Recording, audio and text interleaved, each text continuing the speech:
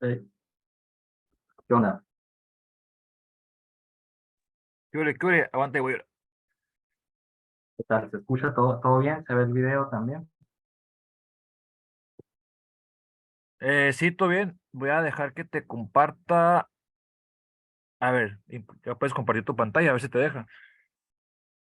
A ver, permítame, no me acuerdo dónde se pone. Ah, pues en compartir pantalla, ¿no? Igual la voy a dejar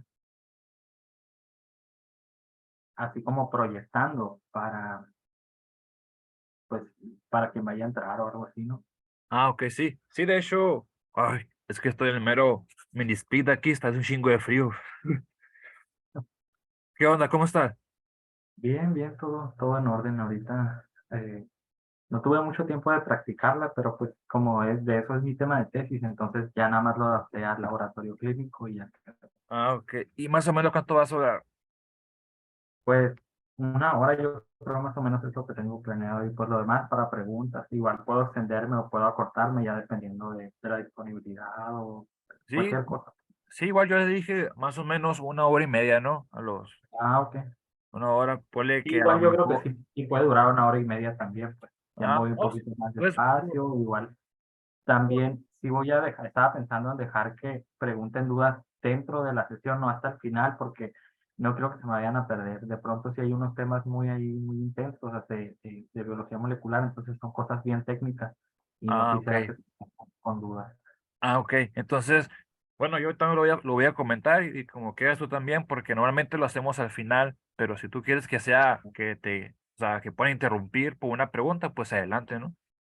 Sí, obviamente, pues no serían como que 5 preguntas, ¿no? De un solo jalón, sino como que preguntas así que de pronto, no sé, que es un factor de transcripción, pues explico rápido y continuamos, porque Ah, si ok. no quisiera que de repente se perdieran y que agarraran por otro lado o no entiendan o así, porque pues sí son cosas que a lo mejor no se manejan así de forma rutinaria. Ah, dale. Entonces, no tengo que pedir la cámara porque se me chingó hace la Ujú. semana pasada. Ya no he comprado otra. Pero te iba a decir, eh, pues ya van a ser bueno, faltan todavía 5 minutos, ya hay 40 personas aquí en sala de espera. Yo creo que sí se va a llenar aquí en Zoom porque hubo muchas personas, pero igual es muy, ¿cómo te diré? Muy variado, la verdad. O sea, de repente se llena, de repente no se llena. Ujú. Y ya pues lo fuerte sería en Facebook, ¿no? Que ahorita vamos a empezar a transmitir, pues ya se van a ir los que pesquemos ahí, los que ya sepan, ¿no? Eh, ahorita yo al principio, así de volada, yo te digo, ¿sabes qué? Te parece, ay, es que estoy grabando esta onda y todavía no quiero que se grabe. Ujú. A ver, a Sí, ver, a igual ver. no te preocupes, ya está por el tiempo, yo creo 1 hora 20 minutos, fácil, sí nos tardamos.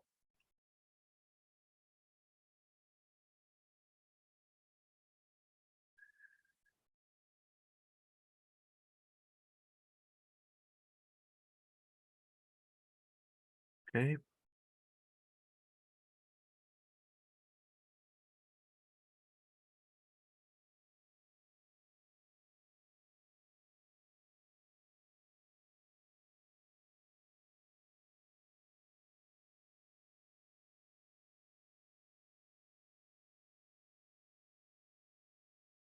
ya andamos en Facebook.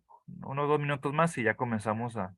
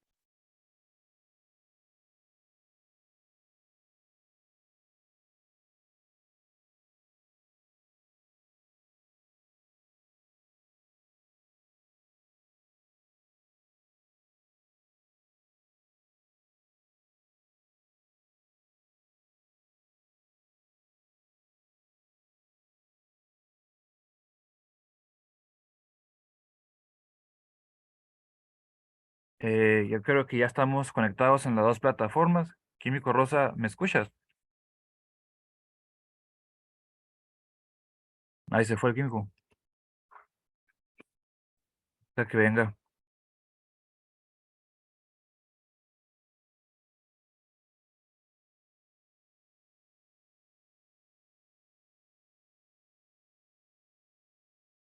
Químico, ¿me escucha? Sí, ahí Ah, está, listo. ok. Entonces yo creo que ya estamos conectados aquí Zoom a Facebook. Entonces creo que ya vamos a comenzar todo en orden. Sí, todo en orden, todo bien. Ok. Entonces, buenas tardes a todos. Bienvenidos sean a otra aquí conferencia de aquí en la página Lab Químico DG mensualmente. Les saluda el químico Darío Galaviz y en esta ocasión tenemos la conferencia aquí con un colega también de la misma universidad que yo, aquí en el noroeste de México, Universidad de Sonora. Tenemos al químico Jesús Rosas. Él nos va a exponer acerca de biomarcadores epigenéticos de importancia clínica en cáncer. Entonces, químico, yo les cedo la palabra sin antes comentarles a los que están aquí viendo en Facebook, en Facebook principalmente, que todavía tienen oportunidad de realizar su suscripción. Solamente manda mensaje aquí a la página por Instagram o WhatsApp. Aquí los canalizamos para su inscripción. Y les platico lo que es la dinámica. La dinámica, el químico Rosas expone su tema. El químico va a decir si tiene alguna duda durante la conferencia. Si hay alguna duda, pues el químico va a resolver la duda. Y al finalizar, si tiene alguna pregunta al finalizar, también la vamos a recopilar todas para que al finalizar el químico nos ayude a responder algunas. Entonces, yo aquí voy a estar químico apoyándolo, mandando la conferencia y por mi parte sería todo. Y también agradecer aquí por su participación aquí en la página. Muchas gracias, Químico Rosas. Gracias por el espacio químico. ¿Qué tal? A continuación, pues vamos a ver una presentación del área de biología molecular, que pues anteriormente ya se han estado presentando aquí otro tipo de conferencias, ya sea de parasitología, de hematología o de uroanálisis, pero biología molecular pues todavía yo creo que faltaba, ¿no? Y dentro del laboratorio clínico aún sigue siendo un área pues que todavía no tiene mucha cobertura, principalmente pues por el costo de las pruebas y también porque pues la falta de capacitación quizá del personal de salud para introducirse más a esta área que la verdad es muy interesante.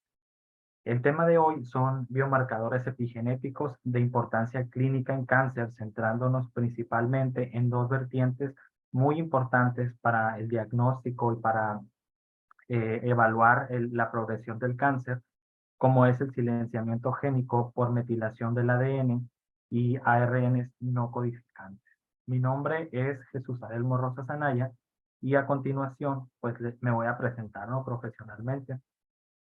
Mi formación profesional, yo soy químico biólogo clínico, egresado de la Universidad de Sonora. Después que terminé, tuve la oportunidad de hacer una maestría en ciencias en un posgrado PNCP en el Centro de Investigación en Alimentación y Desarrollo. Y una vez egresé, pues tuve la oportunidad de entrar al campo laboral en laboratorios particulares en las áreas de biología molecular y de ELISA. Me tocó cubrir parte pues de las olas de COVID, de las pandemias, y pues fue donde reforcé mi conocimiento en esta área de biología molecular. Actualmente me encuentro estudiando el doctorado en ciencias en el Laboratorio de Biología Molecular y Bioquímica del CIAP también, y soy miembro estudiantil de la Sociedad Mexicana de Bioquímica.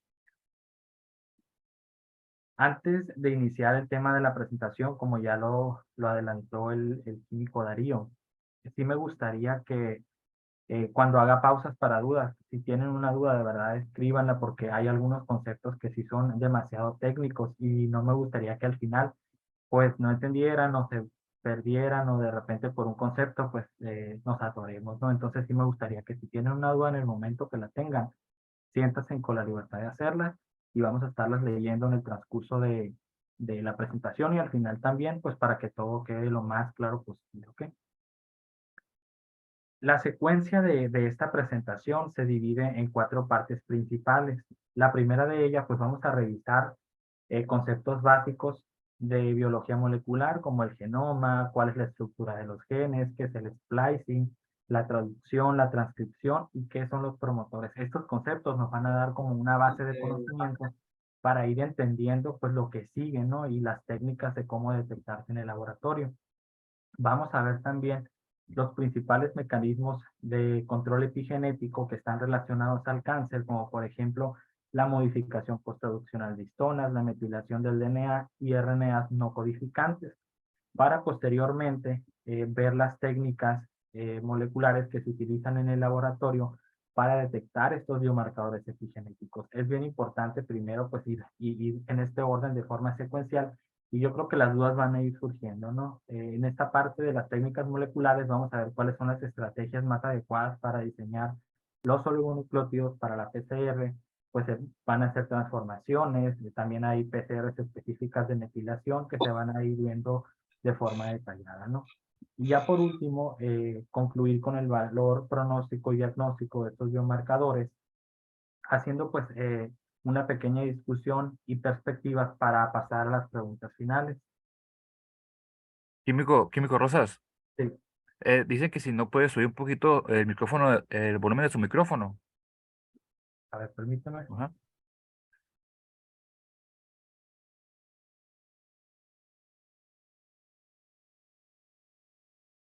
No, no sé dónde se le sube el volumen. O igual, si no tiene un micrófono, o acercarse un poco más, Ok, o hablar sí, un poco más, me voy a acercar, me voy a un poco acercar. Y más ya me fuerte. dice si me escuchan bien ahí o todavía no. Ahí está bien. Ok, perfecto. Bueno, entonces, como les comento, esas van a ser las cuatro divisiones de cómo se va a presentar esta ponencia y pues vamos a iniciar, ¿no? Con la primera parte.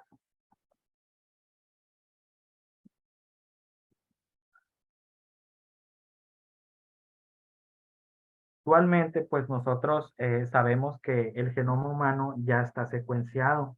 El genoma humano empezó a finales del siglo pasado eh, a empezar a surgir como un proyecto llamado el Proyecto del Genoma Humano, en donde pues se empezaron a estudiar todas aquellas características y realmente fue bien interesante porque había diferentes, por así decirlo, estrategias, ¿no? Que se siguieron para secuenciar el genoma humano.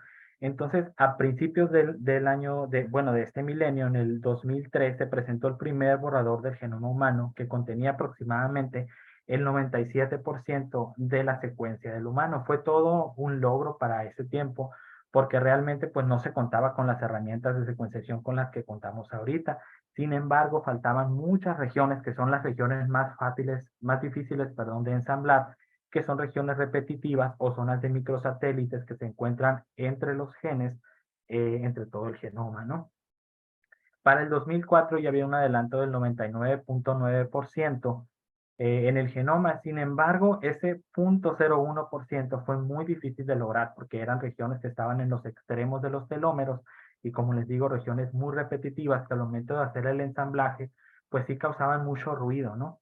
Entonces, se implementaron otras técnicas y pues el año pasado, hace poquito más de un año, ya se completó por fin el primer genoma humano y se propone obviamente hacer genomas pues de diferentes nacionalidades, ¿no? Porque el genoma que está es un genoma de referencia que es muy bueno y tiene muy buena información, sin embargo, pues es de un círculo de personas específicas, ¿no? En el genoma humano se descubrieron aproximadamente 3.200 millones de nucleótidos agrupados en 23 pares de cromosomas. Hay que recordar que tenemos 22 cromosomas de tipo autosómico y un par, perdón, de cromosomas de tipo sexual. Los genes totales en el humano, pues al principio ascendían y pensaban que podrían llegar hasta 100.000 genes, sin embargo, lo que se tiene actualmente es que tenemos alrededor de 20.000 genes, casi 21.000 genes que codifican para proteínas. Y aunque parezcan pocos genes, cada uno de los genes en promedio codifica para tres o puede transcribir tres proteínas diferentes a través del proceso de splicing alternativo que vamos a ver ahorita en un momento más. Los genes se agrupan dentro de los cromosomas y se ubican alrededor de entre 500 y 1000 genes por cada cromosoma. Y dentro de la extensión de los genes y de todo el genoma en general, por ejemplo, si nosotros pudiéramos ver el genoma como un gráfico, solamente el 25% son genes realmente en el genoma y lo demás pues son regiones repetidas y son regiones que anteriormente se desconocía cuál era el motivo o son pseudogenes o regiones repetidas. Sin embargo, por ejemplo, como les comentaba, el genoma pues es bastante complejo, ¿no? Los genes que codifican para las proteínas son una minoría de genes, son realmente muy pocos genes. De todo el genoma, solamente este porcentaje está concentrado en los exones. Entonces, pues realmente sí eh, es bien importante tener esto en cuenta también, porque comparando pues todo el genoma, pues la menor cantidad pues es de hecho exones que se pueden expresar. Sin embargo, pues estas regiones también tienen funcionalidades. Por ejemplo, los elementos transponibles tienen implicaciones muy frecuentes en la salud, además de que hay transposones, segmentos duplicados y hay un chorro de segmentos que aún todavía no se estudian completamente. Sin embargo, donde nos vamos a centrar y lo que nos interesa a nosotros, pues es la parte de los genes. Y los genes están compuestos por exones, que son la parte que codifican a las proteínas, y por intrones, que son todas estas partes que están entre los exones y que no pueden o no tienen forma de codificarse, ¿no? Entonces, eh, todavía dentro de esta clasificación de los genes que codifican para proteínas, pues realmente tenemos otra subdivisión y pues podemos ver que los genes humanos, pues dentro de estos genes todavía hay pseudogenes y el porcentaje de genes codificantes dentro de este porcentaje, que todavía es muy poco, pues sigue siendo bastante bajo, ¿no? Entonces, realmente para estudiar los fenómenos genéticos, esto se ha prestado muy bien, sobre todo por la facilidad y por la vastedad que se tiene de información respecto al genoma humano, que es un genoma pues de referencia, ¿no? Que ya se tiene secuenciado.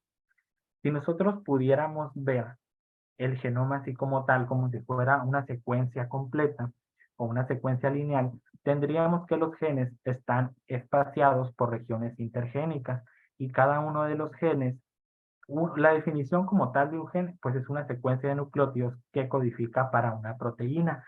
Sin embargo, esta definición creo yo que se queda muy corta, es muy generalista y muy simplista, pero se queda corta porque el gen es mucho más que solo una simple secuencia de nucleótidos. Y esto se los digo porque al ver la estructura del gen podemos ver que tiene muchas regiones y, por ejemplo, hay regiones de tipo regulatorio, de tipo codificante y de tipo regulatorio en el extremo 3'. El gen como tal y la secuencia de nucleótidos tienen dos extremos, el extremo 5', que es el extremo que está antes del inicio de la transcripción, aquí inicia la transcripción de todos los genes, y el extremo 3', que es donde termina la transcripción, es donde pues la RNA polimerasa deja de sintetizar el RNA. Sin embargo, cada una de estas tres regiones, ya sea la región aguas arriba, la región codificante o la región aguas abajo, pues tiene un papel muy fundamental. Aquí vamos a enfocarnos muy bien y vamos a desglosar cada una de estas funciones porque van a ser pues la base de entender todo lo demás, ¿no? La primera parte que vamos a estar viendo y que tiene un potencial enorme en esto de la epigenética es la región promotora o la región que está aguas arriba antes de que inicie el primer exón o el primer aminoácido de la proteína, ¿no? En este caso, en esta parte es donde se encuentran los promotores. Un promotor es una secuencia de DNA a la cual se unen los factores de transcripción, que son proteínas. Entonces, cuando se unen esas proteínas a los promotores, se empiezan a transcribir los genes de una forma mucho más rápida y eso pues puede ayudar a que el gen se transcriba en mayor medida, ¿no? Bajo cierta condición. Por ejemplo, cuando se tiene un shock térmico, pues las proteínas de shock térmico empiezan a funcionar porque en esta región se empiezan a añadir ciertas enzimas que ayudan a que el gen se active y pueda ser expresado en mayor medida como una respuesta a un estresor. También en esta parte hay elementos de control distal que no están tan cerca del inicio de la transcripción, pero pueden tener funciones como un potenciador o silenciador. Si se une aquí alguna molécula silenciadora, pues el gen se va a inactivar, ¿no? Entonces, esta parte de aguas arriba es como el control principal que va a determinar si el gen se activa o se inactiva. La segunda parte, que es la parte crucial y la parte mayor estudiada de todos los genes, es la región codificante. En la región codificante se tienen dos secuencias principales, las que son los exones y los que son los intrones. Los exones son todos aquellos que se van a ir a codificar a proteínas y los intrones son espacios que no generan proteínas y son escindidos en un paso posterior que se llama splicing. Entonces, la importancia de estos intrones es que tienen actividades regulatorias y a partir de la combinación de exones, pues se pueden generar diferentes proteínas. Como les digo, esta fue la primera región caracterizada en la mayoría de los genes y es la más importante al momento de hablar de mecanismos transcripcionales, ¿no? Por otra parte, la región terminadora o la región aguas abajo es una región en la que se encuentran elementos también de control. Sin embargo, pues en esta región ya separa la transcripción del gen, ¿no? Entonces hay cierta combinación de nucleótidos que le indican a esas enzimas que paren de transcribir el gen. Y si nosotros podemos ahora ver la diferencia de tener una secuencia así como esta y decir que un gen solamente es una secuencia de nucleótidos, a ver a un gen de una forma tan compleja y ver que realmente su estructura es muy importante y es determinante para la genética, pues podemos saber que este mecanismo pues es bastante interesante, ¿no? ¿Por qué? Porque, por ejemplo, en esta parte, la epigenética actúa a través de la metilación en el DNA. Los cambios en metilación afectan la expresión de esta región codificante y los RNAs largos no codificantes se unen de tal manera que pueden inactivar también la expresión del gen. Sin embargo, en el caso de los microRNAs, el mecanismo principal de forma epigenética es que se unen a esta región terminal y pueden degradar o enviar a degradación pues el transcrito del que se trate. Como ya ahora que conocemos la estructura del gen, es momento de ver qué pasa con ese gen, porque hasta ahorita estamos hablando solamente a nivel de DNA. A nivel de DNA, un gen se ve así de esta manera, ¿no? Con estas tres regiones en las que se subdivide. Sin embargo, cuando un gen tiene que pasar de DNA a RNA y a proteína, hay cambios que son bien importantes. Los primeros cambios es que solamente del DNA al pre-mRNA o al pre-RNA mensajero, solamente se van a transcribir los exones, los intrones y parte de la región terminadora y de la región proximal, que se le conoce como región 5' no traducida y región 3' no traducida. Estas regiones no generan proteínas. Las únicas partes que generan proteínas son los exones. El paso siguiente para que ese gen se convierta a un RNA maduro es eliminar los intrones. Como vemos aquí, pues el RNA maduro ya no cuenta con estas secuencias de intrones que son importantes para la regulación y que a partir de ellas pues se va a obtener lo que es el RNA maduro, que es mucho más pequeño que todo el gen que se tiene al principio. Esto es también muy importante de ver porque al momento que estamos haciendo una detección mediante PCR de RNA o de DNA genómico, pues hay muchas diferencias en cuanto a la extensión que podríamos tener, ¿no?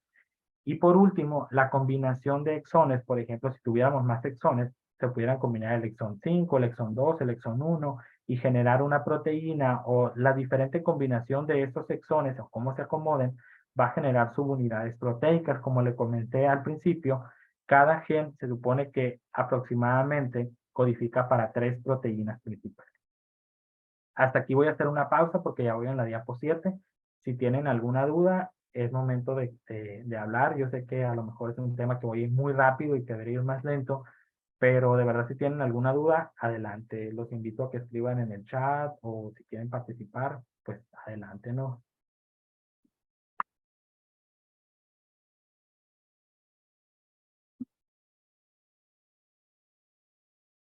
Bueno, creo que no sé si no estoy viendo, pero voy a continuar porque no veo dudas. Ok, ya creé una.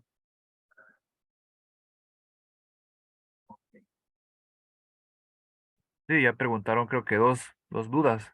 Ujú, sí. Inicia del área no codificante. Ok,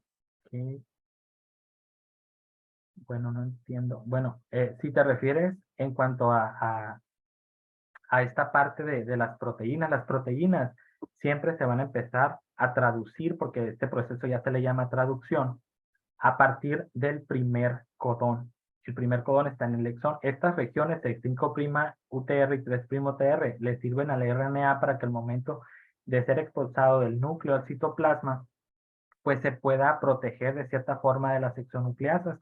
Y aquí hay una cola de poli A que pues no se ve porque pues no, el tema no da para, el tiempo no da para tanto, pero estas dos regiones sirven para proteger al RNA. Ahora, el pre-RNA, en el pre-RNA se conservan también estas regiones, pero donde se inicia realmente, pues es en el primer exón. Entonces, realmente estos elementos que están aquí, los elementos proximales y distales de la región promotora, se quedan en el DNA genómico, no se traducen ni tampoco se transcriben. Y el RNA mensajero, ¿podría repetir RNA mensajero? Sí, claro, el RNA mensajero, pues como les digo, no es una molécula de una sola cadena en comparación del DNA genómico que tiene dos, en la cual pues solamente ya van a estar los exones. Esos exones van a codificar para proteínas a través del proceso de traducción, esto ya en el citoplasma, en los ribosomas. Entonces yo creo que hasta ahí la voy a dejar con las dudas, son dudas simples, pero ya vamos a continuar porque todavía nos queda bastante, ¿no?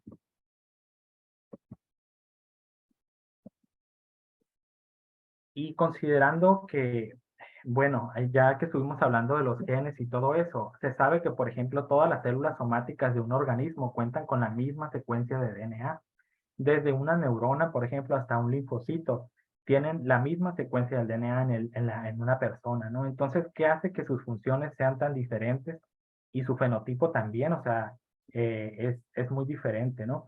Entonces, ¿qué es lo que a partir de una misma secuencia de DNA, pues puede expresar diferentes proteínas, diferentes fenotipos? Esto se debe a la regulación en la expresión diferencial de genes. La expresión diferencial de genes es un fenómeno que experimentan todas las células y que ayudan a diferenciarse a partir de una célula madre y crear diferentes líneas celulares. Entonces, estoy viendo como que se escucha, que hay mensajes de que se escucha muy bajito, sí, Ajá, no sé si se puede acercar un poco más al micrófono o a la computadora. ok. No sé si, cómo regular el volumen, pero pues yo escucho bien, no todas las dudas, pero igual, eh, bueno, voy a continuar. Ok. Bueno, la forma en la que una célula se puede diferenciar a más células o más fenotipos celulares es a través de la regulación en la expresión de genes, pero ¿cómo se regula esta expresión de genes para que, por ejemplo, la neurona exprese unos genes tan diferentes, por ejemplo, de una célula dendrítica? Pues hay tres niveles de regulación en la expresión de genes actualmente conocidos, que son a nivel transcripcional, a nivel post-transcripcional y a nivel epigenético. Nosotros vamos a estar hablando del nivel epigenético, sin embargo, pues es importante que conozcamos cuáles son las otras formas de regulación en la expresión de genes. El primer mecanismo es un mecanismo transcripcional, que significa, pues a nivel de cadena de DNA, hay dos elementos reguladores a nivel transcripcional, elementos cis que están dentro de la cadena, que es lo que vimos ahorita como promotores, silenciadores, son parte de esa secuencia que está antes del inicio de la transcripción y que esas secuencias pues van a ser reconocidas por estos elementos que son elementos trans, que ahí ya son, por ejemplo, factores de transcripción, enzimas o proteínas de unión al ADN. Este mecanismo transcripcional es el que determina si el RNA se va a producir o no se va a producir. Por otra parte, el mecanismo post-transcripcional, en este mecanismo ya, pues, ya se produjo el RNA mensajero. Sin embargo, la degradación se da una vez se haya producido o esté circulando en el citoplasma. Este tipo de regulación también es bien importante porque ayuda a que, a pesar de que haya mucha cantidad de un RNA en específico, se puede regular su expresión y disminuir, y pasa, es un fenómeno que pasa muchísimo, ¿no? Es parte de la biología celular básica.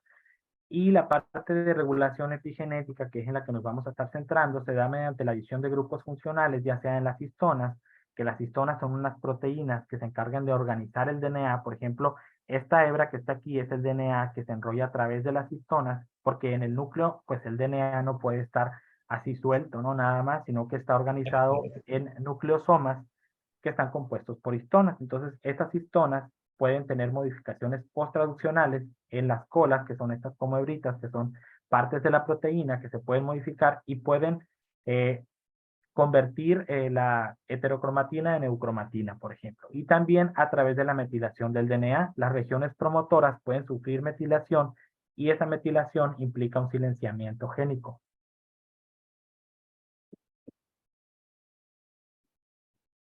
Si nosotros pudiéramos ver como un mapa de lo que pasa en la célula, en la regulación de la expresión de genes, veríamos que, por ejemplo, estas modificaciones en las histonas, que son modificaciones epigenéticas, son de las formas más primordiales para regular la expresión mediante la epigenética, y posteriormente se encuentran las metilaciones del DNA. Estos elementos que son los potenciadores o los promotores, están en la cadena, y a ellos se unen estos factores trans que pueden inhibir la expresión. Aquí también hay un RNA largo no codificante, y por ejemplo los microRNA se encargan de degradar estos transcritos. A grandes rasgos, pues todo está conectado. No podemos hablar de que, por ejemplo, es más importante la regulación posttranscripcional que la transcripcional o que la epigenética, sino que en su conjunto regulan, perdón, la expresión de los genes, y cuando no está regulada, pues es cuando existe una enfermedad, ¿no? Pero ya estuvimos hablando bastante de la regulación epigenética sin definir qué es la epigenética. Este término es pues bastante nuevo en términos de ciencia, porque es un término que fue establecido apenas en 1942, pero que ha ido cambiando mucho su definición porque pues, se adapta al contexto, ¿no? Etimológicamente, el prefijo epi significa encima o sobre. Entonces, epigenética significa encima de la genética o sobre la genética. Por lo tanto, la epigenética estudia todas aquellas modificaciones químicas que son heredables, pero que también pueden ser transitorias, y se encuentran sobre el DNA, sobre las histonas o sobre el RNA, y afectan la expresión y la actividad de los genes sin cambiar la secuencia de nucleótidos. Y para hacer una pequeña diferenciación, vamos a ver aquí. La genética estudia pues la secuencia de DNA y su comportamiento, que serían desde esta parte de la cromatina, los nucleosomas con las histonas y el DNA pues ahí enrollado en las histonas, hasta la hebra de DNA. Esto estudia la genética. Sin embargo, la epigenética, como les digo, el término epi, que significa sobre, es porque estudia todos esos grupos funcionales que pueden actuar para regular la expresión de los genes que están aquí. Aunque digamos, pues un grupo acetil o un grupo metil, pues molecularmente es muy pequeño, las implicaciones que surgen en todos estos conjuntos de grupos metilos pues son bien importantes. Entonces, el término epigenética es un término nuevo que involucra el estudio de todas aquellas moléculas que se agregan sobre la base genética. ¿Hasta aquí tienen alguna duda? ¿Cómo siguen? En el momento que tengan una, escríbamela para yo irlas viendo e irlas contestando así como en tiempo real, ¿no? Creo que hasta ahorita pues sí me he ido bastante rápido con estos temas, pero ya vamos a empezar con los marcadores epigenéticos. Entonces sí es importante que les quede claro todo lo que hemos visto hasta ahorita.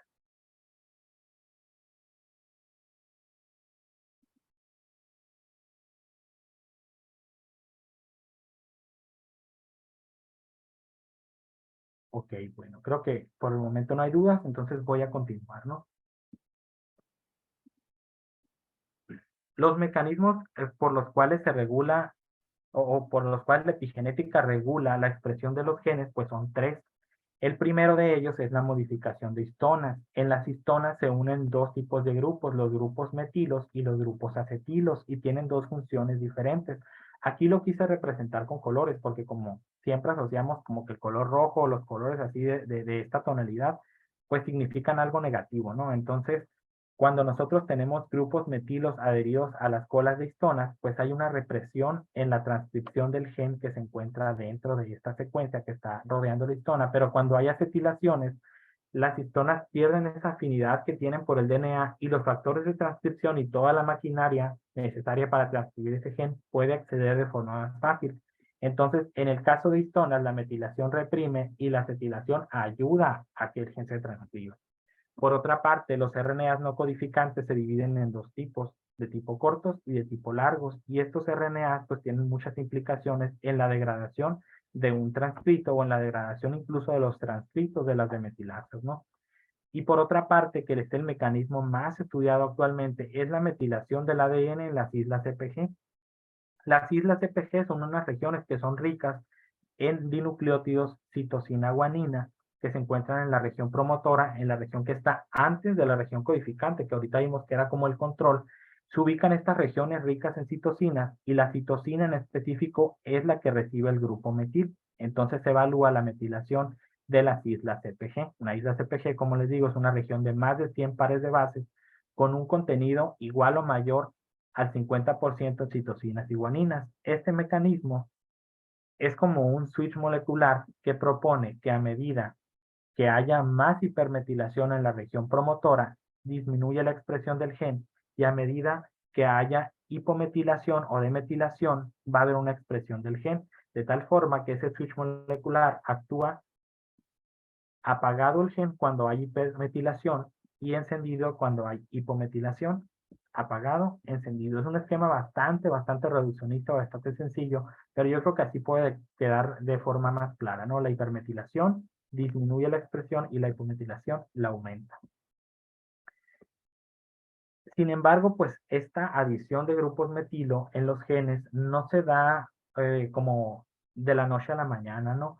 Por ejemplo, cuando no se tienen esos grupos metilo, pues hay una mayor expresión del gen de un 73 a un 86% y va disminuyendo a medida que se agregan estos grupos. Por ejemplo, cuando se encuentra hipermetilada esta región, la expresión del gen baja considerablemente y empieza a aumentar esa expresión a medida que se pierden esos grupos metilos. Este dinamismo epigenético entre un cambio en el que pues no hay nada de grupos metilo a un cambio donde sí hay muchos, permite pues a todos los organismos y en especial los seres humanos responder a muchos estresores ambientales o a muchas condiciones externas para poder regular esa expresión de genes, tales como por ejemplo el entorno de desarrollo influyen en la metilación de los genes, la actividad física que es muy importante, que pues a nivel epigenético se ha demostrado que por ejemplo en el ejercicio hay un incremento en todas aquellas enzimas que son de tipo antioxidante, al igual que la dieta también puede inducir cambios epigenéticos y aumentar la transcripción de esos genes que anteriormente no estaban, ¿no? El aumento en especies reactivas de oxígeno o el metabolismo del propio organismo puede cambiar este panorama epigenético. Si bien nosotros nacemos con una secuencia de genes heredada por padre y madre y con alelos específicos, la diferencia en la epigenética es que se puede ir modificando con los hábitos. Por ejemplo, si tú tienes hábitos de fumar o de consumir drogas, tus genes van a resentir eso a través de la epigenética y va a haber ciertos genes que se expresen de alguna manera y pues eso te va a predisponer a enfermedades, ¿no? Entonces, de repente es confuso el decir, ¿cómo, no sé, la radiación UV me va a afectar directamente a mis genes? Pues bueno, es a través de la epigenética. No se menciona mucho porque la epigenética pues es un campo emergente de estudio, pero realmente pues es bien importante para establecer una respuesta a cualquier tipo de estresor, ¿no?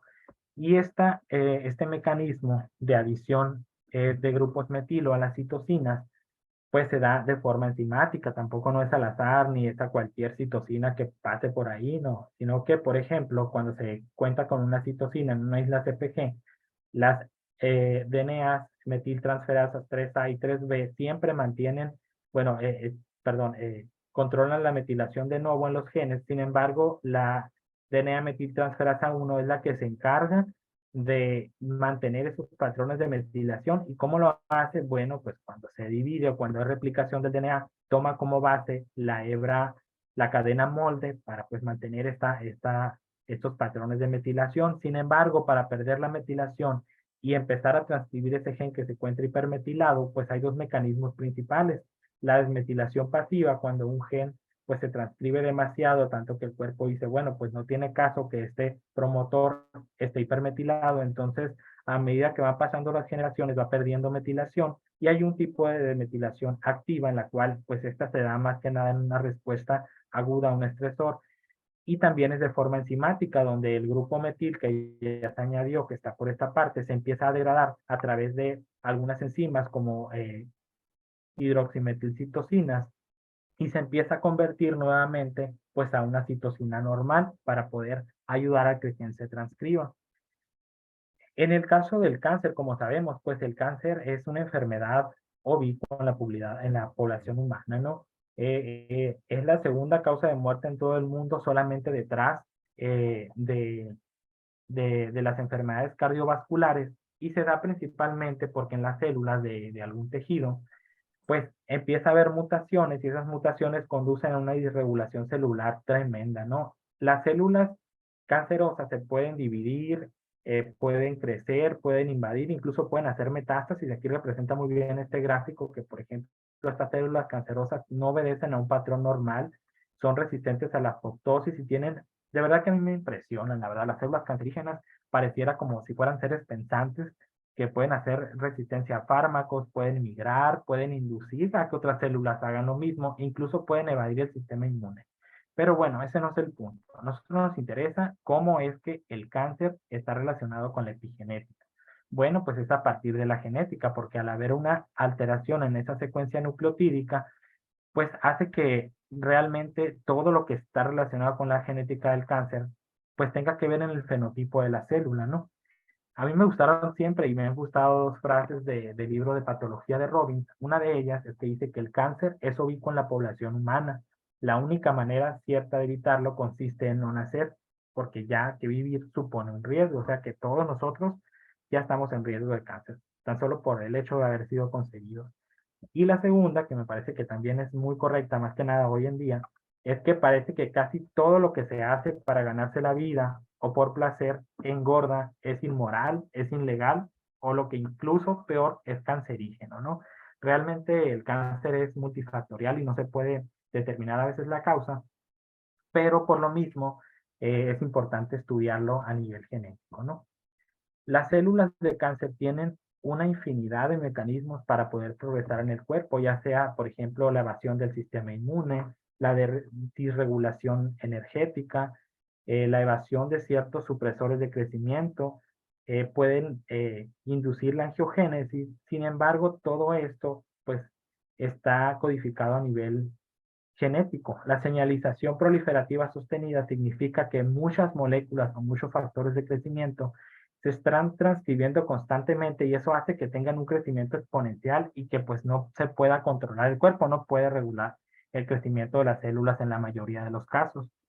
También hay alteraciones epigenéticas en el cáncer a través de la hipermetilación en promotores e incluso hay inestabilidad genómica en ciertos genes que son reguladores del cáncer, como por ejemplo el típico caso de P53. No, P53 es una proteína que se le conoce como la guardiana del genoma. Sin embargo, en todos los tipos de cáncer o en la mayoría de ellos, P53 está mutada de tal forma que no puede hacer su acción. Nosotros, como estamos hablando de términos epigenéticos, la parte del cáncer que nos interesa para detectar biomarcadores, pues es esta parte, la parte genética, ¿no? En donde se ha visto que en el cáncer, por ejemplo, hay una hipermetilación de los promotores con aumento en la expresión de las enzimas que se encargan de metilar y una disminución en las enzimas que se encargan de demetilar. También se ha visto que en otros tipos de cáncer hay una hipometilación, pero entonces diremos, ¿qué es lo que define al cáncer? ¿La hipermetilación o la hipometilación? Pues ninguna de las dos y las dos al mismo tiempo. Ahorita vamos a saber por qué. Aquí tenemos un ejemplo muy típico de un problema de disregulación epigenética en el cáncer.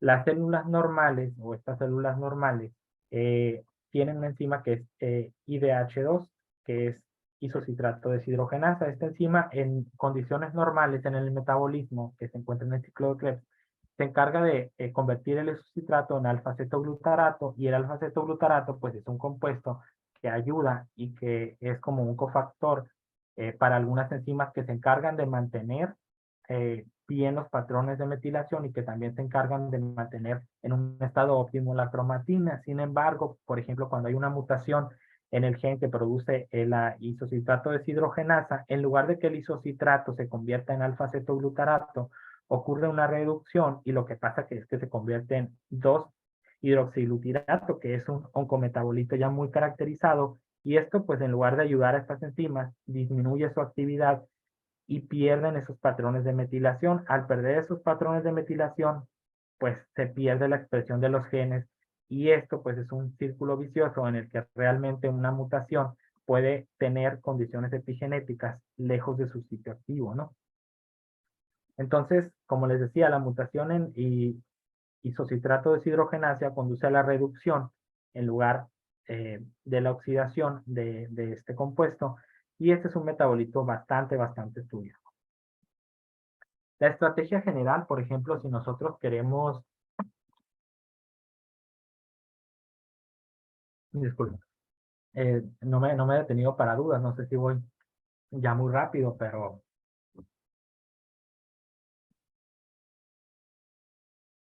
ok.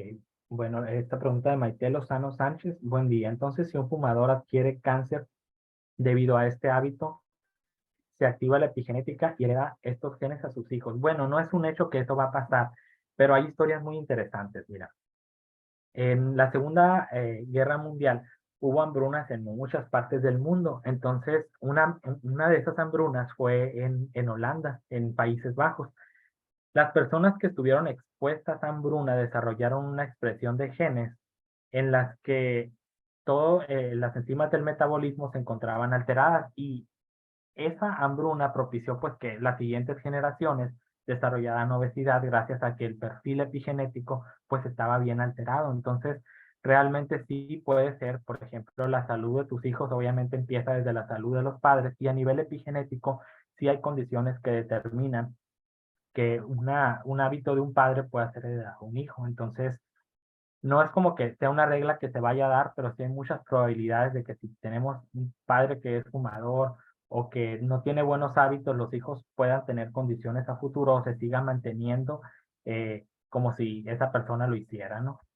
La segunda es la hipermetilación está involucrada en la no expresión de los genes apoptóticos. Ajá, sí. De hecho, la hipermetilación se, se ha visto que, por ejemplo, como en el caso, como les comentaba, en el caso del gen TP53, que es el guardián del genoma, en muchos de los casos, el promotor del gen TP53 está hipermetilado, lo que reduce la expresión de ese gen y lo que inhibe la apoptosis de las células. Entonces, es un mecanismo bastante complejo, ¿no? Y sí les invitaría, por ejemplo, a que hagan conciencia de los hábitos que ustedes están tomando ahorita, porque aunque parezca que no, todo lo que hacemos en la etapa de la juventud, en la etapa de desarrollo, pues va a afectar de alguna forma a las generaciones venideras. Así que siempre hay que hacer todo con medida.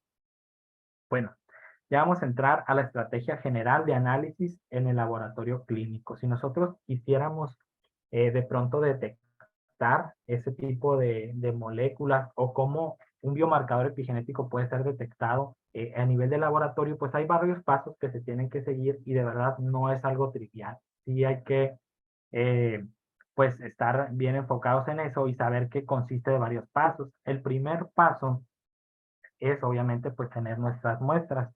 Las muestras que se necesitan para evaluar biomarcadores epigenéticos pueden ser de dos tipos.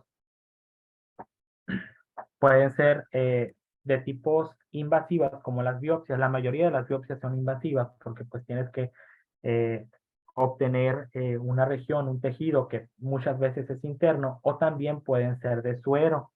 ¿De qué dependerá el tipo de muestra? Bueno, pues va a depender del tipo de cáncer o el tipo de tumor que se quiera detectar. Por ejemplo, si es un tipo de tumor hematológico, pues un suero va a ser ideal, o por ejemplo un linfoma, las muestras de suero son especiales para eso. Sin embargo, también por el suero se pueden detectar algún tipo de cáncer en un órgano en específico. Sin embargo, pues sí es menor el grado en el que esos RNAs van a estarse detectando o esas regiones hipermetiladas.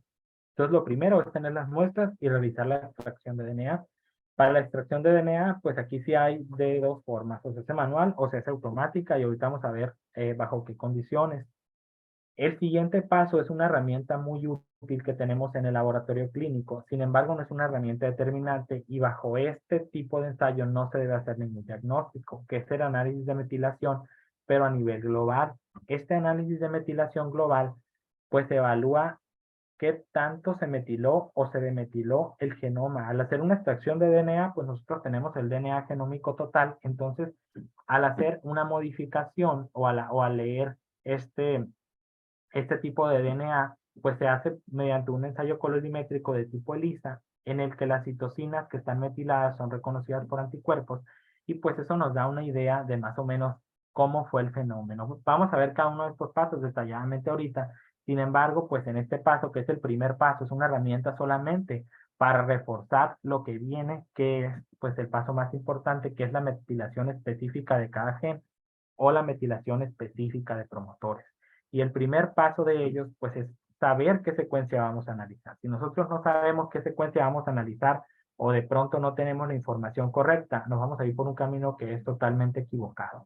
Y para obtener esas secuencias, para analizarlas y para compararlas con nuestro estudio, necesitamos pues tener nociones básicas de bioinformática, saber entrar a las plataformas como el NCBA, el MBL, y también saber dónde ubicar en el genoma. Una vez que hayamos ubicado esas proteínas, lo que nos interesa, lo que casi siempre nos interesa, pues es la región promotora, porque es la región más rica en ese tipo de nucleótidos, que son las citocinas, y a partir de que tengamos identificado de forma bioinformática nuestras secuencias y bien caracterizadas, vamos a poder diseñar los primers o los oligonucleótidos para poder amplificarlas.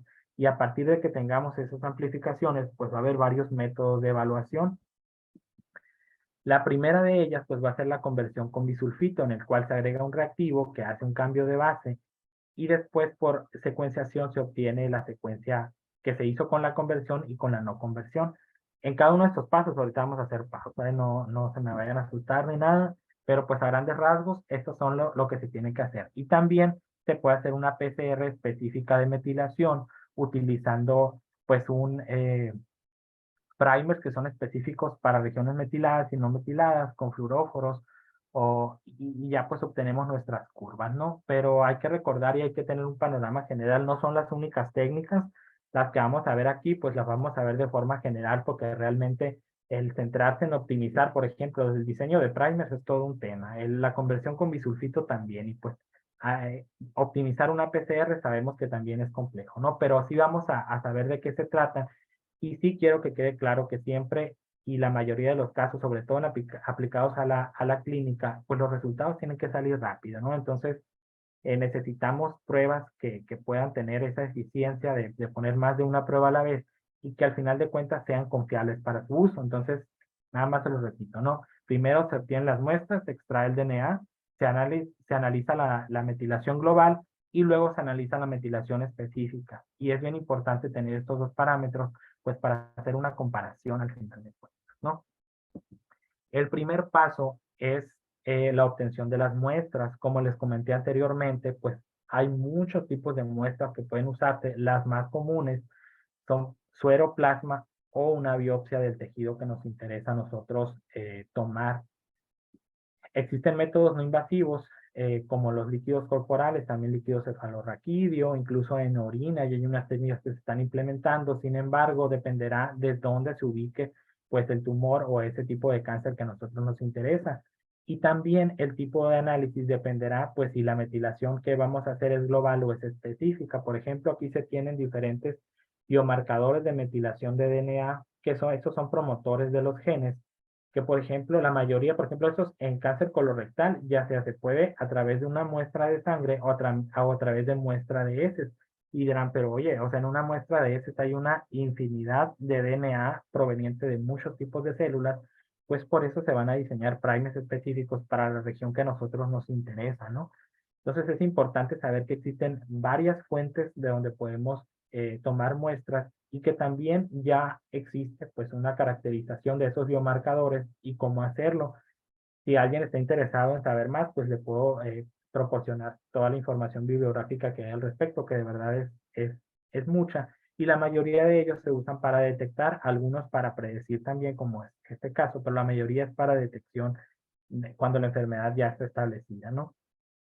Me llamó mucho la atención que, por ejemplo, en la parte de la extracción, y creo que fue una experiencia muy agradable, cuando tuve la oportunidad de trabajar, por ejemplo, estas placas, que son estas placas de extracción, utilizan perlas magnéticas. Las muestras van en este primer carril, donde están aquí, y hay un equipo que se introduce y a través de magnetismo se extrae todas estas perlas, hace la lisis de los tejidos que hayamos elegido, ya sea pues por biopsia o por suero, y aquí en esta parte es donde haces la lisis del tejido y hace sus lavados correspondientes de tal forma que la cantidad de DNA que podemos obtener es en un tiempo de 10 minutos que hace las extracciones. Entonces, eso está muy padre, ¿no? Ya dependerá de cada quien y de los recursos, pero esta es la forma más eficiente que yo encontré de extraer ya sea RNA o DNA genómico. Y se utiliza para ello, pues, un equipo. Si nunca las han visto, pues aquí les traigo un video de cómo se ven ya en la práctica, en donde, por ejemplo, aquí en esta parte ya están las perlas junto con la mezcla del tejido que nosotros tenemos y hay una forma en la que ese equipo pues lisa eso y pues va apartando, ¿no? Las muestras. Es muy interesante todo esto y realmente pues es una técnica muy, muy buena. ¿Verdad? Permítanme.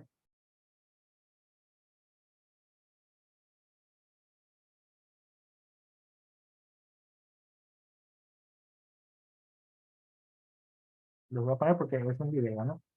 Ahí se ve bien cómo trabaja y cómo funciona el equipo.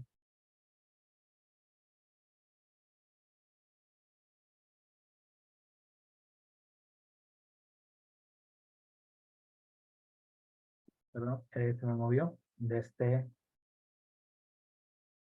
Sí, de hecho, hay un comentario de que yo utilicé esas placas, pero para la extracción de RNA de COVID, sí, también hay placas optimizadas para extracción de RNA o de DNA, y la verdad a mí me parecen una maravilla, ¿no? Si se pudiera contar en todos los laboratorios con este tipo de equipos, pues fuera mucho más sencillo trabajar y mucho más sencillo obtener las muestras, pues en un tiempo mucho más rápido, ¿no? Después lo que se hace para, ya que tenemos la muestra, vamos a analizar la metilación global del DNA, que es el segundo paso. Y este paso es bien importante y vamos a ver de forma gráfica cómo se hace. Lo primero pues es preparar nuestro DNA genómico. La preparación del DNA va a depender obviamente del kit que nosotros tengamos, porque esto hay que recordar que ya es pues a nivel comercial, no es a nivel de kit. Entonces lo primero que se tiene que hacer es unir, eh, permítanme, lo primero que se tiene que hacer es unir el DNA extraído a la placa. En la placa hay unas moléculas que pueden adherir mediante cargas el DNA que se encuentra metilado. Entonces, una vez que se ha unido, lo que sigue es agregar anticuerpos específicos. Esos anticuerpos reconocen solamente las citocinas metiladas y no se van a pegar en otra región del DNA más que en las citocinas que están metiladas. Una vez que habremos agregado esos anticuerpos, necesitamos hacer lavados para eliminar todas estas moléculas que no se añadieron o porque no había o porque los sitios de unión ya estaban ocupados. Y lo que se hace después de esos lavados, que ese es ensayos tipo lisa. Si alguien ha hecho lisa, pues va a entender perfectamente, ¿no? De lo que estamos hablando. Bueno, después de lavado se eliminan todos esos anticuerpos que estaban ahí, que no se habían unido, pues al DNA que ya está pegado a la placa, y posteriormente se añade un anticuerpo que reconoce a este anticuerpo, ahora sí que es un antianticuerpo, porque reconoce un anticuerpo que ya está unido a un sustrato, pero ese anticuerpo trae acoplada una proteína que muchas de las veces son peroxidasas y al añadirle un reactivo que es tetrametilbenzina en la mayoría de los casos, pues cambia, hay una coloración azul. Para nosotros poder leer qué tanta intensidad en ese cambio de coloración, pues necesitamos agregar un reactivo de paro, que la mayoría de las veces es ácido clorhídrico diluido, depende del kit, depende de la molaridad, pero sí cambia de un color del azul al amarillo, y esto se lee a una absorbancia de 450 nanómetros. Y dirán, bueno, pero pues ¿cómo a partir de estas placas nosotros vamos a determinar o a estimar esa cantidad que hay de DNA en nuestras muestras? Pues es con la construcción de curvas. Aquí en esta curva que hice yo, pues se ve el degradado, ¿no? Eh, la, a medida que aumenta la coloración, pues aumenta también la concentración y aumentaría también, pues el DNA que se pegó a nuestra placa, porque a medida que aumenta el DNA, pues aumentan los anticuerpos que se unieron y aumenta esta reacción.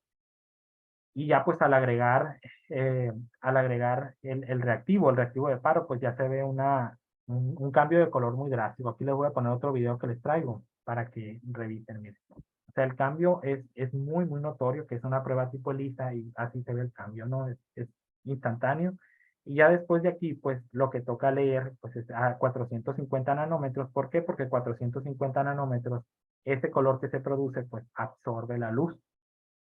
Entonces, básicamente ese es el proceso. Y esta técnica, pues es muy buena. ¿Por qué? Porque ya está validada. Hay muchos kits para determinar este mecanismo y aparte también es sensible.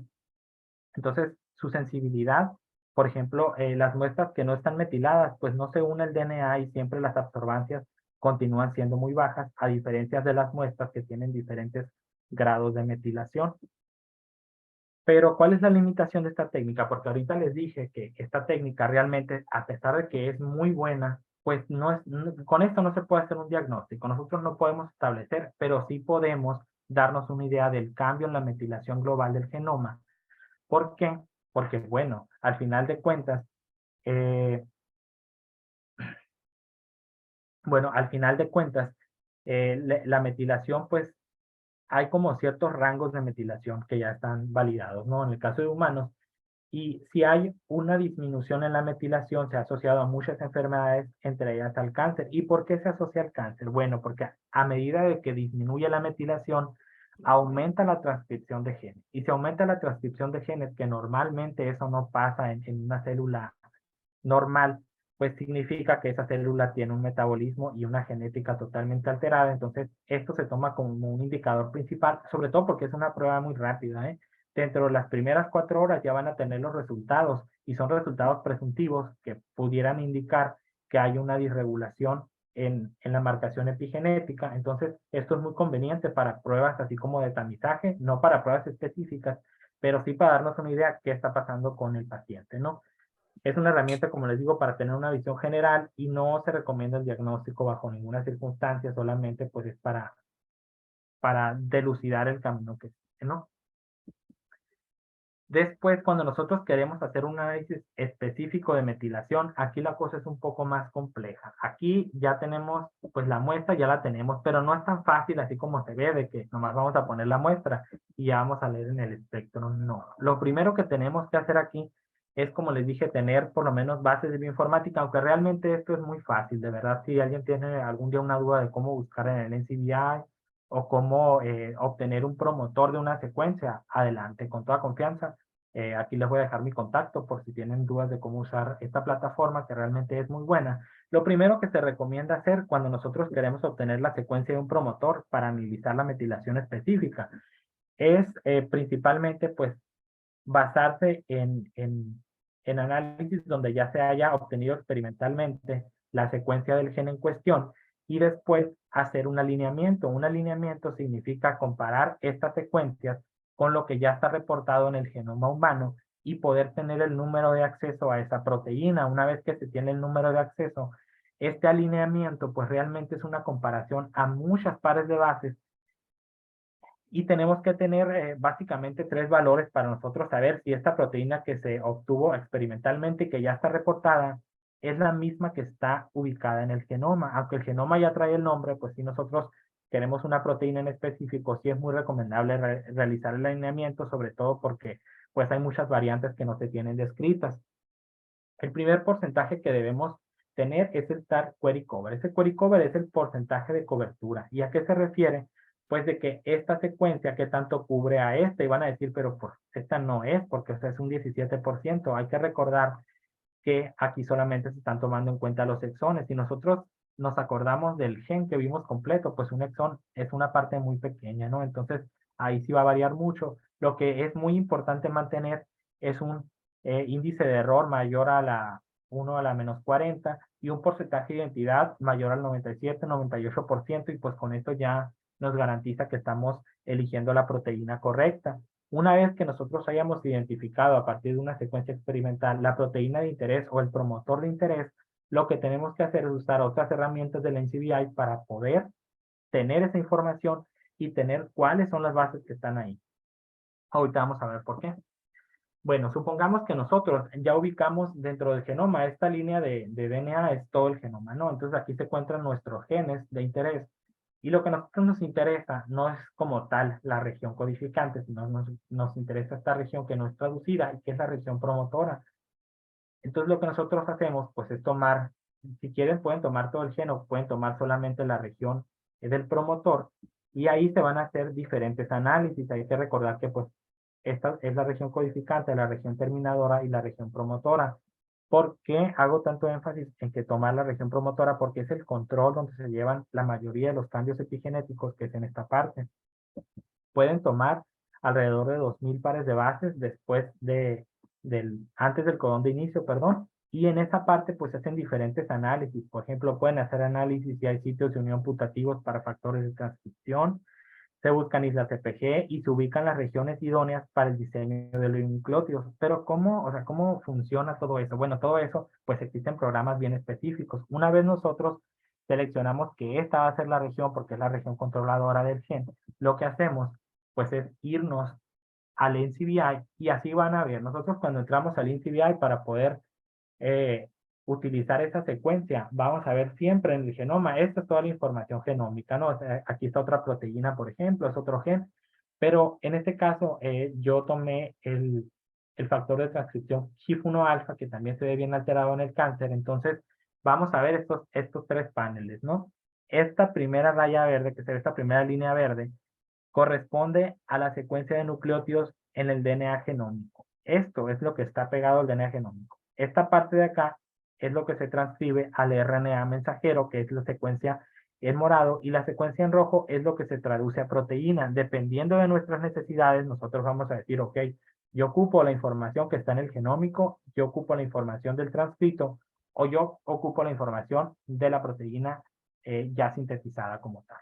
Para esto, pues hay diferentes primers. Entonces, en mi caso, yo necesitaba la información que está en el DNA genómico y para eso, pues descargan toda esta parte que es la región promotora, esto que está encerrado en amarillo, es lo que yo descargué.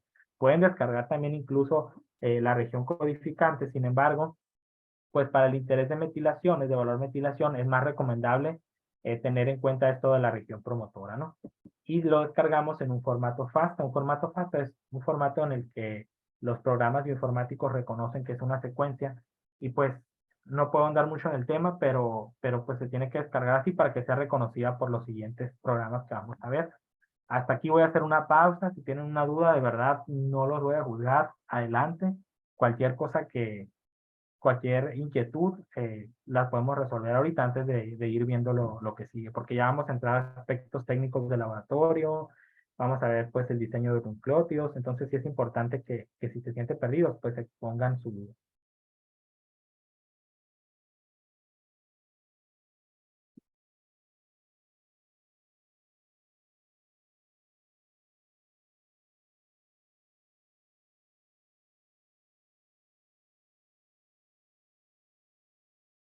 Bueno, voy a continuar entonces.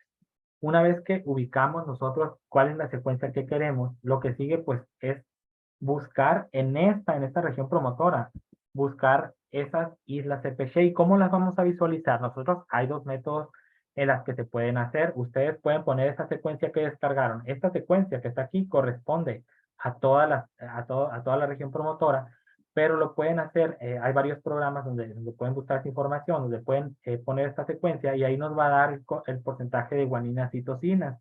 Si nosotros queremos hacerlo manualmente, pues qué padre, ¿no? O sea, y qué buena paciencia. Sin embargo, ya hay programas que te ubican las islas CPG. Estas regiones en azul son islas CPG, ¿no? Entonces, ya hay programas que te detectan, incluso te dan una idea de dónde poder diseñar tus primers para poder amplificar esa región que a ti te interesa. Entonces, lo primero es identificar las islas CPG, que son regiones del promotor que tienen un contenido mayor al 50% en porcentaje de guanina citosina y que además de eso tienen más de 100 pares de bases, ¿no? Entonces, así podemos visualizar las islas CPG.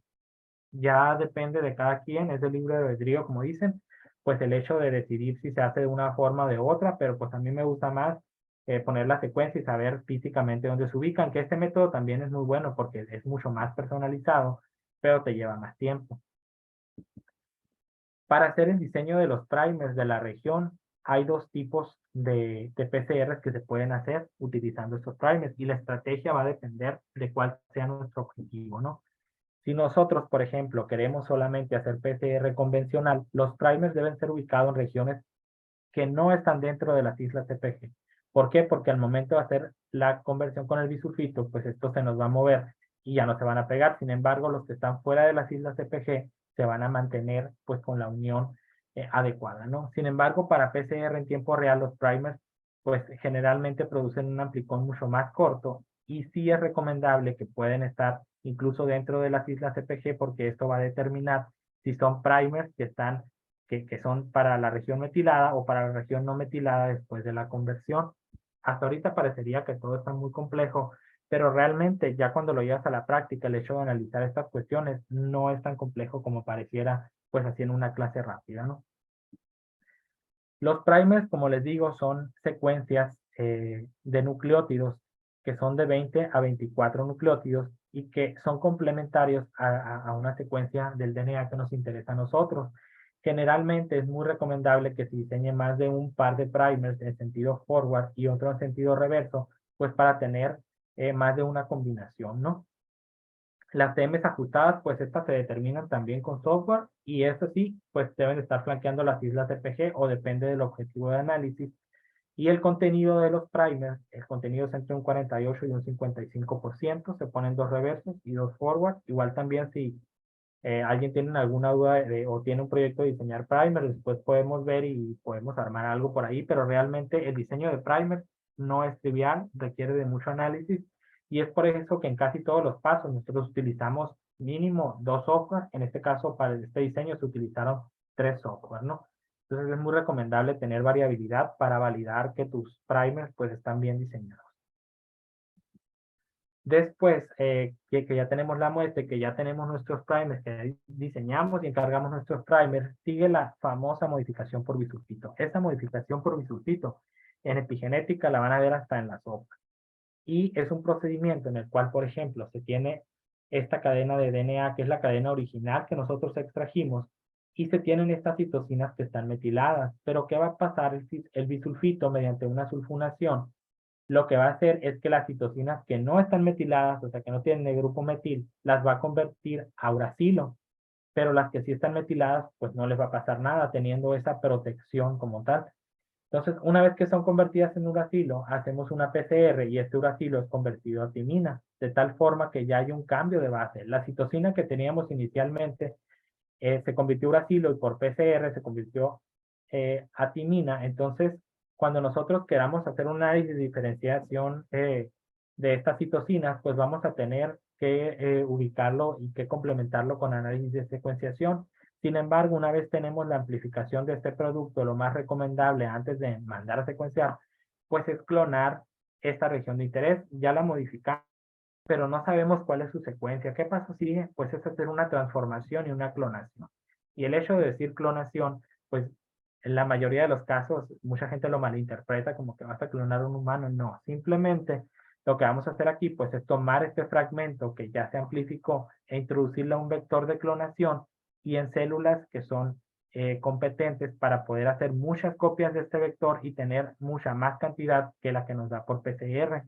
Generalmente los vectores pues ya vienen en los kits y el vector que nosotros vamos, perdón, el inserto, nosotros vamos a poner en medio de esta sección. Hay promotores que dentro del vector que estimulan que se hagan muchas copias de este inserto. Entonces, el primer paso después de hacer nuestra PCR ya transformada, pues es hacer la clonación utilizando las células competentes. El paso siguiente es realizar un screening de colonias. El screening de colonias es hacer una PCR de colonia como tal.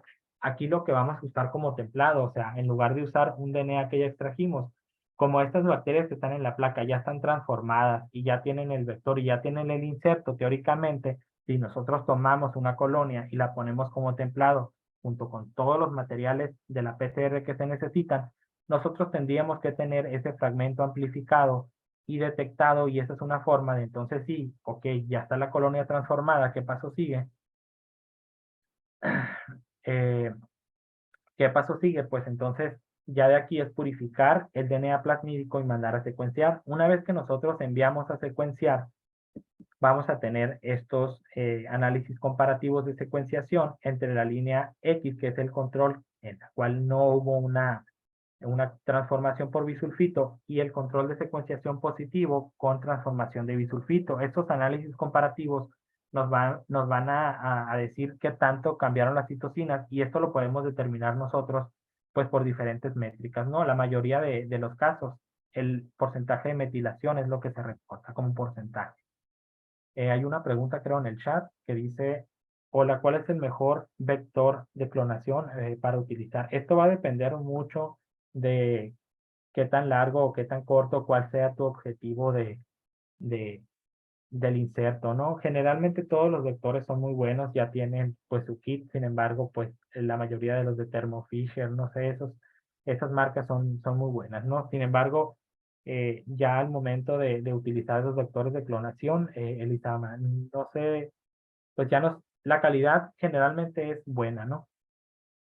¿Cuál es el tamaño del producto de PCR? El tamaño del producto de PCR, eso es bien importante, va a depender de qué tanto seleccionamos nosotros, de qué tanto tamaño del inserto, ¿no? Anteriormente estuvimos viendo que vamos a seleccionar una región. Pues si nosotros tenemos una región, no sé, de 1000 pares de bases y este es lo que amplificamos, pues este va a ser nuestro fragmento.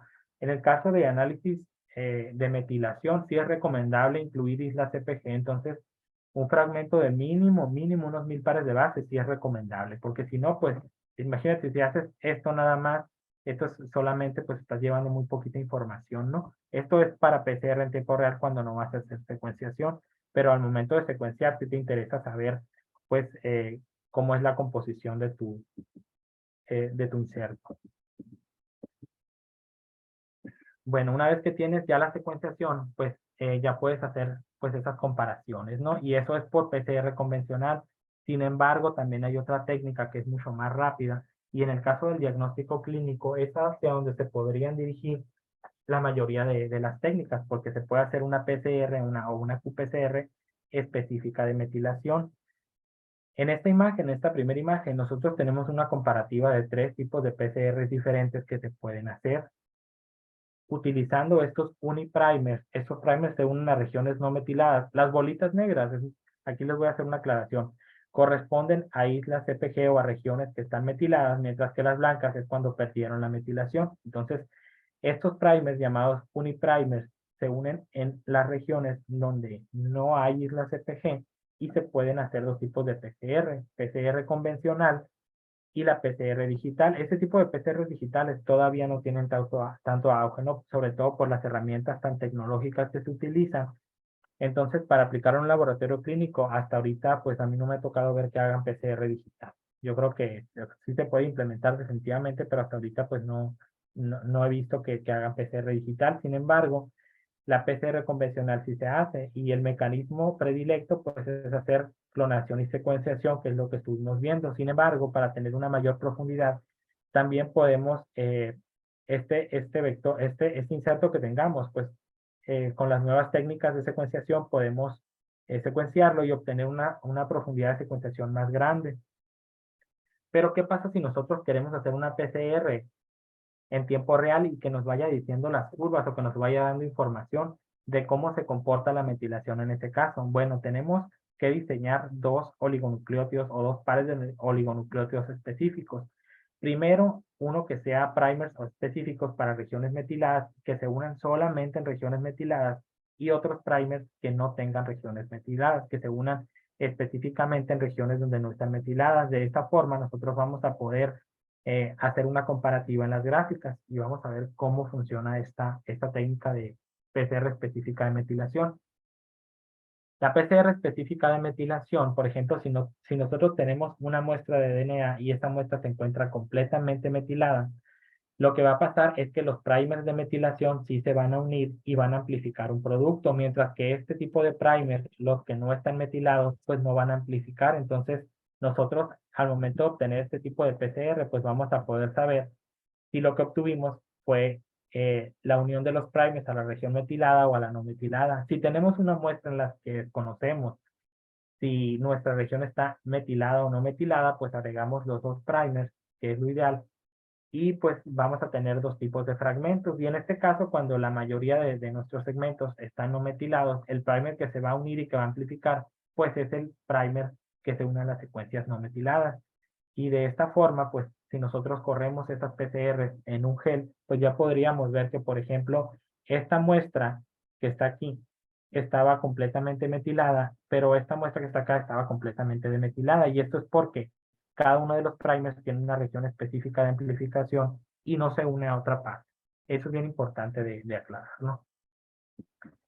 Por otro lado, también podemos realizar PCR en tiempo real para evaluar la expresión absoluta o cuantificar la metilación absoluta utilizando pues curvas que se hacen que son muy usuales. Por ejemplo, este tipo de curvas en el diagnóstico clínico se utilizan para carga viral de VIH, por ejemplo, cuando tenemos que evaluar cómo es el seguimiento de un paciente, pues se determina por curvas. Sin embargo, en este caso, por ejemplo, nuestra muestra de DNA pues no sabemos qué tan metilado o qué no tan metilada está. Entonces, estas curvas nos van a indicar o nos van a dar un valor para saber en qué tanto se ubica o no se ubica nuestra muestra metilada, ¿no? Entonces, una muestra que está completamente metilada, los primers perdón, que está completamente desmetilada, los primers para metilación no van a pegar y por lo tanto pues no va a amplificar.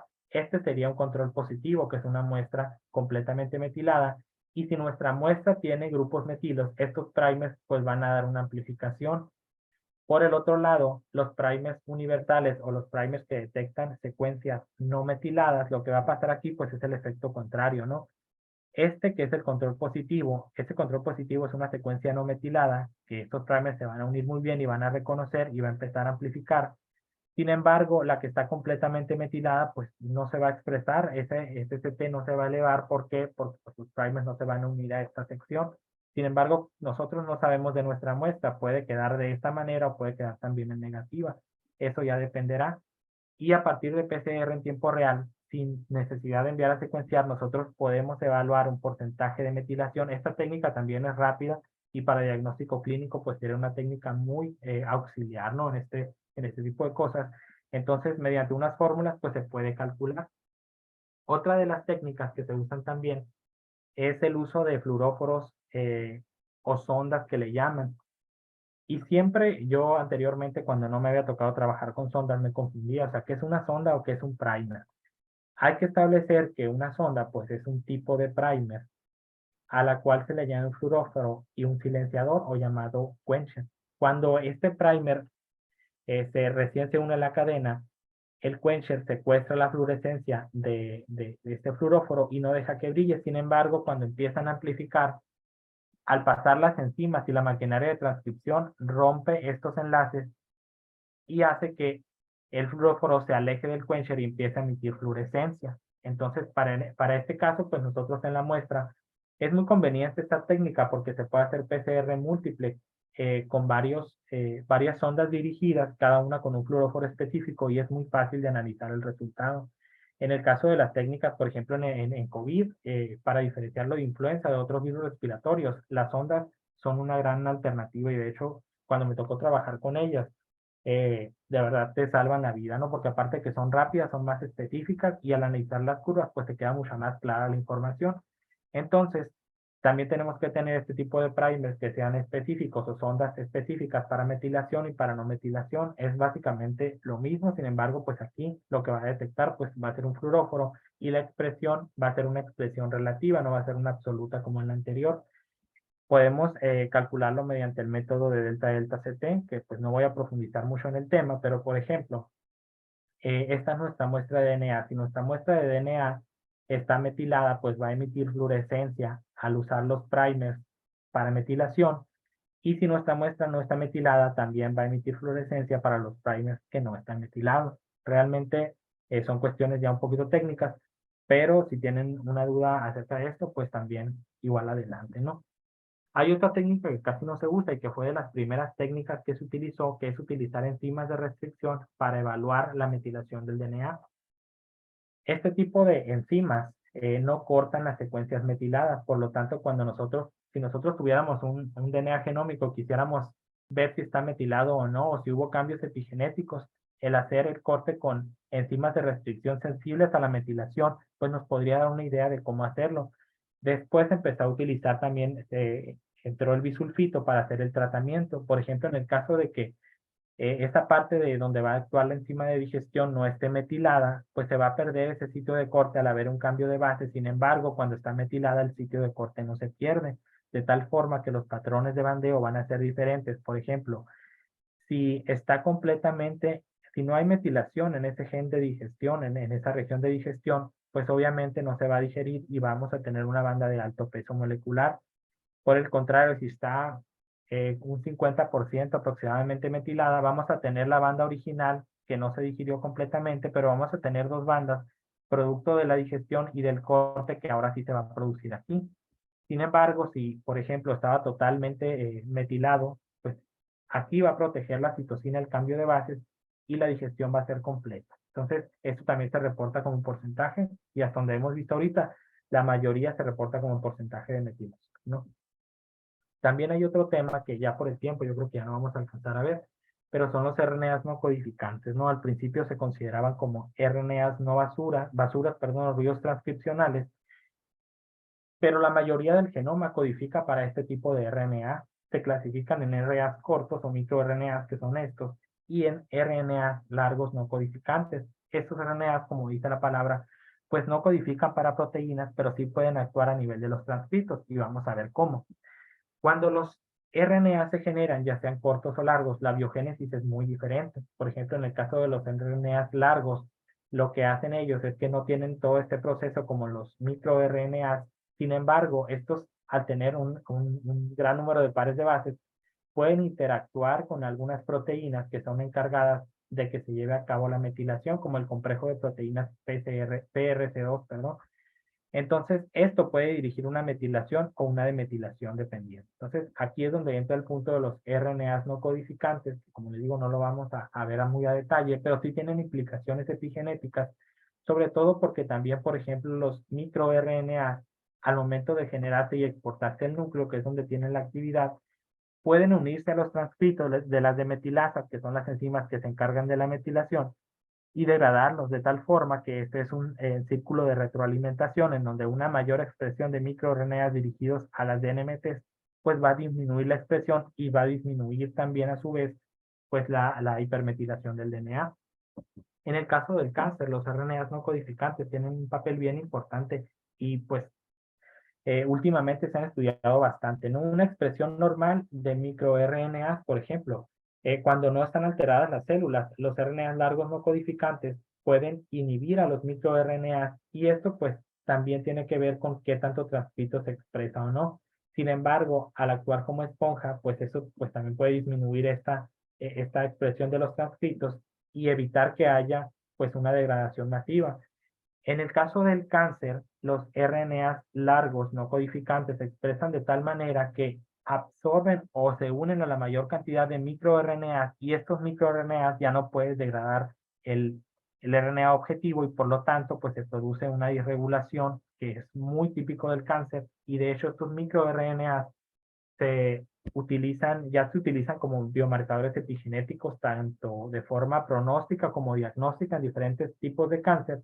Y aquí sí quisiera compartir si alguien de ustedes va a trabajar con microRNA enfocados a la epigenética, ya hay una base de datos que te da mucha información que se llama Epimirnas, que es el título que está aquí arriba, de donde ustedes, por ejemplo, ponen el microRNA y te sale qué tipo de alteración epigenética tiene o con qué tipo de cáncer se relaciona, ¿no? Entonces, estos microRNAs, la forma de detección en el laboratorio, pues es un poquito más compleja, no nos vamos a centrar en eso ahorita, pero pues ya como forma de conclusión, actualmente, a pesar de que los marcadores bioepigenéticos presentan mucha especificidad porque son muy dependientes de tejido y de varios tipos de tumores, pues no se tienen o no se han validado todavía pues las técnicas que serían como el gold estándar para, para poder usarlas, ¿no? Y para poder decir, ok, es una técnica completamente segura. La mayoría de los estudios que se utilizan en técnicas epigenéticas están en el lado de la investigación y en el área clínica también, pero no son de rutina, eso sí hay que tenerlo en cuenta. Actualmente, como les digo, pues se carece de esa metodología para poder decir, bueno, este tipo de cáncer lo vamos a evaluar con este biomarcador epigenético. Están ahí y están involucrados, sin embargo, pues las órdenes médicas todavía pues no consideran el uso de este tipo de biomarcadores, ¿no? También a otra cosa que es bien importante, que pues es costoso determinar actualmente los biomarcadores epigenéticos, como en su momento lo fue hacer PCR, o sea, hace 20 años era inimaginable casi que en un laboratorio de rutina te hicieran una PCR y ahorita pues con lo del COVID hubo un boom de laboratorios de biología molecular, entonces a medida que vaya habiendo más avances tecnológicos, pues se van abaratando los costos y estas técnicas de verdad son muy buenas y muy específicas, sin embargo actualmente pues esa es una de las limitantes, ¿no? Y pues por mi parte fue todo. Solamente nada más una frase que siempre me ha gustado desde el momento en el que la miré, de que no puedes cambiar ni luchar contra tu genética, pero sí puedes modificar tu epigenética. Y esto pues lo puedes lograr a través de la modificación de tus hábitos. Todos los buenos hábitos o los malos hábitos que tengas se van a reflejar pues en la salud, ¿no? Y esto pues tiene que ver básicamente la epigenética. Entonces por mi parte fue todo. Cualquier pregunta, de verdad estoy aquí a la orden o si se quedaron en la parte de informática, si en algún momento tienen una duda, de verdad los invito, pues aquí estoy para cualquier cosa. Muchas gracias, Químico, por la excelente ponencia. Hay dos preguntas o dudas aquí en la chat de Zoom. Eh, una comentan cuál es el mejor vector para utilizar, pero no sé en qué diapositiva se quedó. Ah, ok, ese ya la respondí ahorita. Ah, ok. Entonces creo que ya no hay, no se tenga alguna pregunta de parte del... Aquí está una en el chat, dice diferencia de láser, escalera alélica y marcador de peso molecular, ya que muchas personas mencionan no ser igual cuando ambos son de tamaño y concentración. Mira, realmente este es un punto importante, pero no es un punto esencial. El marcador de pares de bases y el ladder se usan casi siempre como sinónimos. Cuando vas a correr un gel, lo que tú sí tienes que saber es qué tamaño de pares de bases o cuál es el patrón de tu ladder o de tu marcador de pares de bases. Entonces, realmente pues es una cuestión ya muy técnica, ¿no? Que sí la tendrías que definir, pero yo pues las he manejado como sinónimos hasta el momento y no he tenido ningún problema, ¿no? Solamente son como que para indicar dónde va a estar tu amplicón, pero eso es todo. Sí, estoy checando y creo que mm, hasta ahorita no hay dudas. No sé si... Bueno, aquí está una Estoy viendo pregunta aquí del en el colega chat, Benjamín. estoy viendo aquí en el chat, verás. Ajá. Dice, está otro, ¿cuál es el tiempo promedio para dar los resultados desde el momento de la toma de muestra hasta los resultados finales? Esto depende mucho del equipo que estés utilizando o de las herramientas que tengas en el laboratorio. Si, por ejemplo, tienes un equipo de extracción automatizada, te vas a tardar 10 minutos en tener tus muestras y en la duración de la PCR sí va a depender del número de ciclos. Generalmente las PCRs en tiempo real duran entre 2 3 horas, entonces si tienes todo adecuado y un laboratorio de biología molecular muy bien equipado, a más tardar en 4 horas ya podrías tener resultados, este tipo de resultados, ¿no? Cuando ya tienes kit, porque pues en cuestiones de salud ya todo se maneja prácticamente por kit. Entonces, los resultados son rápidos, sobre todo cuando utilizas PCR en tiempo real o metilación global.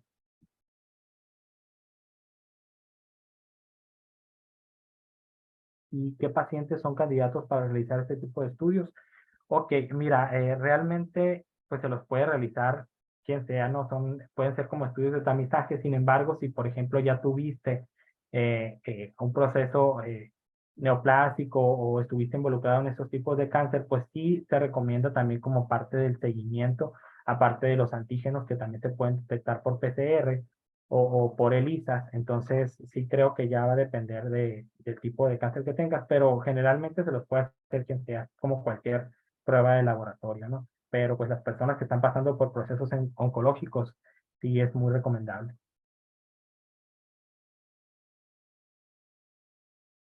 Pero lo que está llegando son más felicitaciones que preguntas. Igual ya no puedo hablar, ya me duele la Ya sé. garganta. No, sí, igual Gracias. agradecer otra vez, Químico, por su participación aquí, por expresar un poco de su conocimiento aquí con nosotros. Yo creo que todos agradecemos aquí a usted.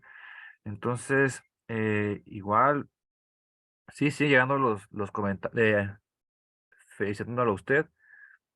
Bueno, sí.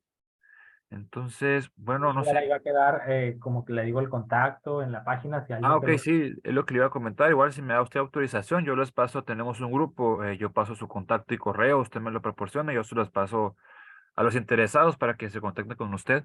Sí, claro que sí, sobre todo porque a veces cuando uno tiene una duda de ese tipo y no tienes a quién preguntarla, de verdad es muy tardado llegar a un punto, ¿no? Ah, ok, perfecto. Sí, y entonces, bueno, no sé si tenga, bueno, antes de terminar la ponencia, igual los que nos están viendo aquí en Facebook, todavía pueden inscribirse, todo, si quieren certificado, todavía pueden hacer el pago. Igual, estamos el límite va a ser 200 constancias gratuitas, entonces ahorita en una hora más o menos vamos a publicar aquí en la página de Facebook cómo hacer la dinámica para que puedan solicitar el certificado. Y por mi parte, igual sería todo. Igual recordarles que tenemos otra conferencia entrante que sería de parasitología con el químico David Velasco. Entonces, va a ser el 7 de junio, está más que invitados. Entonces, por el que quiera acompañarnos, ¿no? Entonces, químico, por mi parte sería todo. No sé si tenga algo más que agregar usted.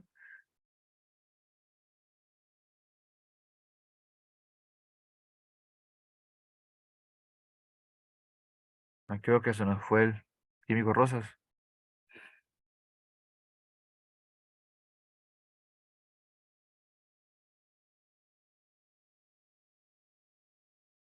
Bueno, yo creo que ya se cansó. Entonces, bueno, entonces por mi parte sería todo. Muchas gracias por acompañarnos y los esperamos en la próxima conferencia de paleontología aquí en la misma página, Lab Químico DG. Entonces, saludos, buenas noches.